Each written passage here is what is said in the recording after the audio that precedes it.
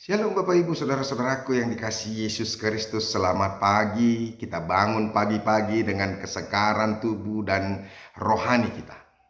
Begitu sukacitanya karena Tuhan selalu menyertai dan selalu memberkati kita. Dan ketika kita tidur, Tuhan sudah memperbaiki sel-sel hidup kita yang sudah haus. Dan pagi-pagi hari ini kita kembali dikuatkan, kita kembali diteguhkan. Begitu luar biasanya Tuhan. Tuhan itu maha kasih. Kasih setianya tetap untuk selama-lamanya. Amin. Bapak Ibu Saudara-saudara, untuk menyambut kasihnya Tuhan, untuk menyambut berkat-berkatnya Tuhan yang bisa kita rasakan sampai pagi hari ini, kita akan mengawali kehidupan kita sambil kita memuliakan Tuhan melalui firman Tuhan, renungan kita dan doa kita supaya Tuhan selalu menyertai hidup kita. Amin. Bapak Ibu Saudara-saudara, firman Tuhan yang menjadi renungan buat kita itu yaitu terambil dari Ayub pasal yang ke-19 ayat yang ke-25. Tapi sebelumnya marilah terlebih dulu kita menyerahkan hati dan pikiran kita untuk diterangi oleh Roh Tuhan. Kasih karunia dan damai sejahtera dari Allah Bapa dan dari anaknya Tuhan Yesus Kristus, itulah yang menyertai hati dan pikiranmu sekalian. Amin. Bapak Ibu Saudara-saudara, firman Tuhan yang menjadi renungan di awal minggu ini. Kita mengawali kehidupan kita, mengawali minggu kita hari ini, hari Senin tanggal 11 April 2022 bersama dengan firman Tuhan, yaitu yang diambil dari Ayub pasal yang ke-19 ayat yang ke-25. Dikatakan demikian, tetapi aku tahu penebusku hidup dan akhirnya ia akan bangkit di atas debu. Demikianlah firman Tuhan. Bapak Ibu Saudara-saudaraku yang dikasihi Yesus Kristus, Ayub adalah seorang yang kaya raya. Bahkan dikatakan, dicatat dalam Alkitab dari Ayub pasal yang pertama ayat yang ketiga, dia adalah orang yang terkaya di sebelah timur. Tetapi yang menarik saudara-saudara bukan soal kayanya saja, tetapi sekalipun dia kaya, dia adalah orang yang saleh, orang yang jujur, dan orang yang takut akan Tuhan. Ini luar biasa. Kaya tapi saleh. Hidup jujur, takut akan Tuhan. Ternyata ada juga orang yang kaya yang hidupnya saleh dan hidupnya jujur, hidupnya takut akan Tuhan. Ini menarik sekali saudara-saudara, karena sampai Yesus pernah berkata, lebih mudah seekor unta atau kepala unta masuk ke lubang jarum daripada seorang kaya masuk ke dalam sorga. Bukan berarti itu tidak mungkin, tapi perbandingan itu hanya mau mengingatkan kita begitu sulitnya orang kaya itu masuk ke sorga. Tetapi Ayub di sini ceritakan saudara-saudara bahwa dia adalah orang yang kaya tetapi hidupnya saleh, jujur dan takut akan Tuhan.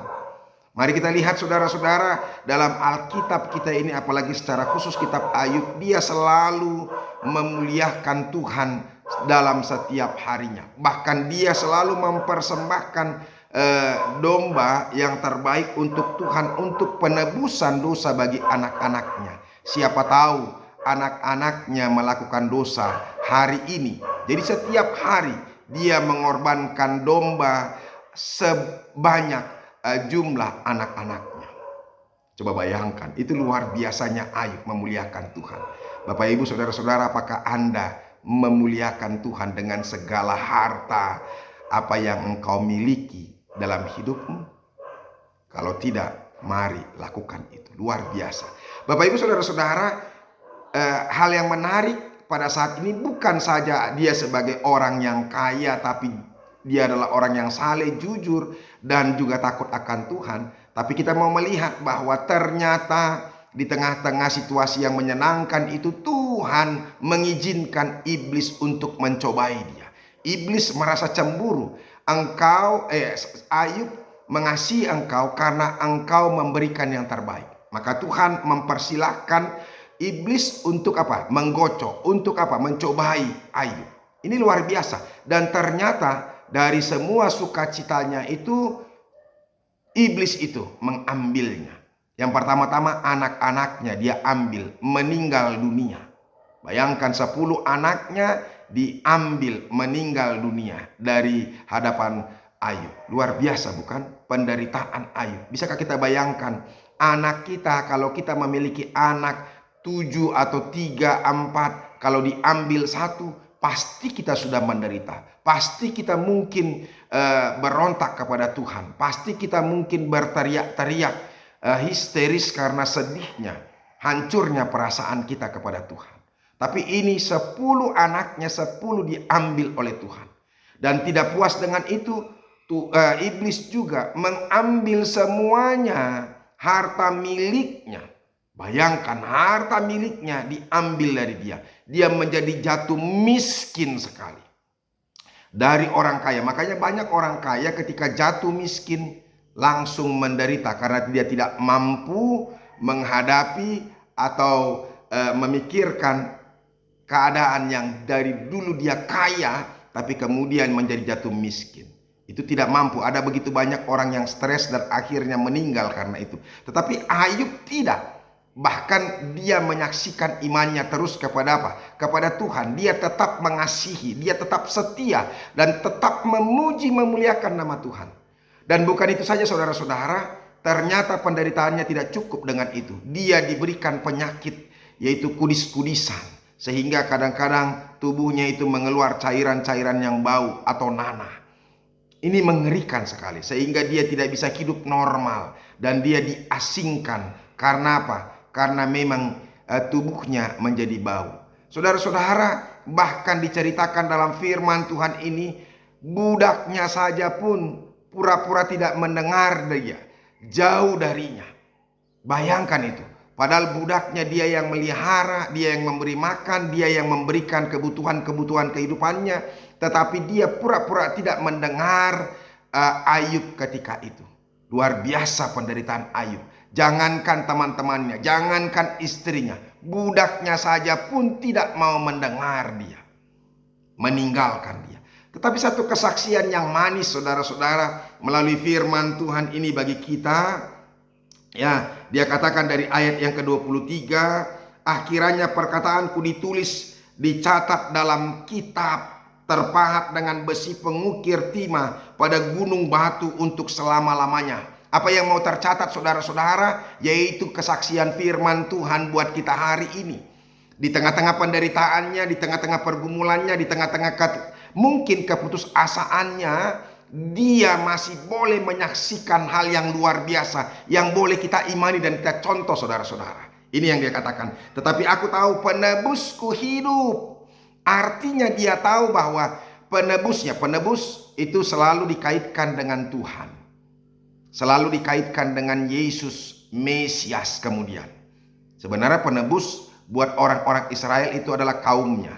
Bila ada mereka yang tidak memiliki anak, maka saudara-saudaranya harus mengambil istrinya untuk meneruskan garis keturunan. Dan bila tidak mau, maka dia akan diludahi mukanya. Firman Tuhan ada katakan itu, ya kan? Dan kasutnya dibukakan. Ya. Itu artinya bahwa kejahatan yang dilakukan saudara-saudaranya yang tidak mau meneruskan garis keturunan. Yang kedua, kalau dia jatuh miskin, maka saudara-saudaranya yang menebus harta miliknya yang dia sudah gadaikan atau jual kepada orang lain. Supaya harta miliknya jangan sampai jatuh kepada orang lain. Harus dengan orang-orang yang terdekat kepada keluarganya. Nah, ini penebus di sini dikatakan selalu dikaitkan kepada Tuhan. Penebusku dikatakan di situ, tetapi aku tahu penebusku hidup. Tuhannya hidup, bukan mati, bukan tidak peduli. Tuhannya itu memperhatikan, menolong dan menyertai dia. Kalau Tuhan izinkan dia bergumul, bukan berarti Tuhan tidak sayang, bukan berarti Tuhan tidak mengasihi. Tapi Tuhan hanya mau mengizinkan penderitaan itu supaya itu menjadi bagian pergumulan, pencobaan baginya. Nah, Bapak Ibu saudara-saudara, artinya bila kita mengalami pencobaan, yakinlah bahwa Tuhan kita hidup. Dia tidak akan pernah membiarkan kita. Dan pada akhirnya dia katakan, sekalipun bahkan dia mati, karena Yesus, karena Tuhannya hidup yang bangkit ya dari kematian, dari debu tanah itu, maka dia juga akan dibangkitkan. Sehingga dia tidak pernah takut akan kematian itu sendiri. Kematian tidak mengalahkan imannya. Kematian tetap menjadi bagian yang menyenangkan buat dia. Karena apa? Karena itu langkah masuk kepadanya dalam kehidupan yang kekal. Bapak Ibu saudara-saudara, makanya percaya kepada Tuhan bahwa Tuhan terus akan membangkitkan orang-orang yang percaya. Semoga firman Tuhan ini semakin meneguhkan kita di tengah-tengah penderitaan kehidupan kita. Tiru Ayub dan perhatikan Ayub. Jangan dulu putus asa. Tuhan Yesus memberkati. Salam. Terima kasih Tuhan untuk firman-Mu. Biarlah kami juga menjadi orang yang teguh iman dan tidak pernah putus asa, karena penebus kami hidup. Yesus itu hidup. Terima kasih Yesus. Amin. Bapak Ibu saudara-saudara, kita sudah dengarkan firman Tuhan, teruslah dan tetap semangat. Tuhan Yesus memberkati. Sampai ketemu besok. Salam.